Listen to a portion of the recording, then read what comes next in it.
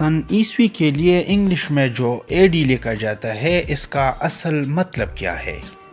ہمارے ہاں بہت سے اساتذہ کرام بھی اس کی تشریح کرنے میں غلطی کر جاتے ہیں اور اے ڈی کو آفٹر ڈیتھ اور کچھ آفٹر ڈپارچر کا ایبریویشن قرار دیتے ہیں، جو کہ دونوں غلط ہے، جبکہ اس کا اصل مطلب ہوتا ہے اینو ڈومینی، جو لاطینی زبان سے اخذ کیا گیا ہے۔ یہ اینو ڈومینی نوسٹری جیسو کرائسٹی کا شارٹ فارم ہے، جس کا مطلب ہوتا ہے in the year of the Lord Jesus Christ. زیادہ تر کرسچن حضرات دی لارڈ کی جگہ in the year of our Lord Jesus Christ کا استعمال کرتے ہیں، یعنی عیسیٰ علیہ السلام کے پیدائش کے سال سے اس کیلنڈر کی بنیاد رکھی گئی ہے۔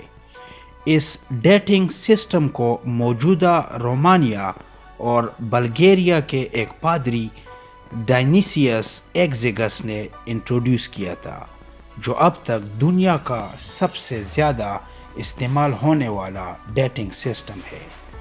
اس کیلنڈر کو گریگورین کیلنڈر کہا جاتا ہے۔ اے ڈی کو سال کے سٹارٹ میں لکھا جاتا ہے، جیسا کہ اے D 2020۔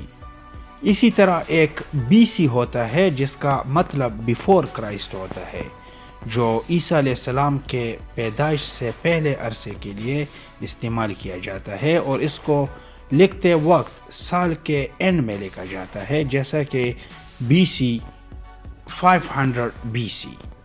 Thank you for watching.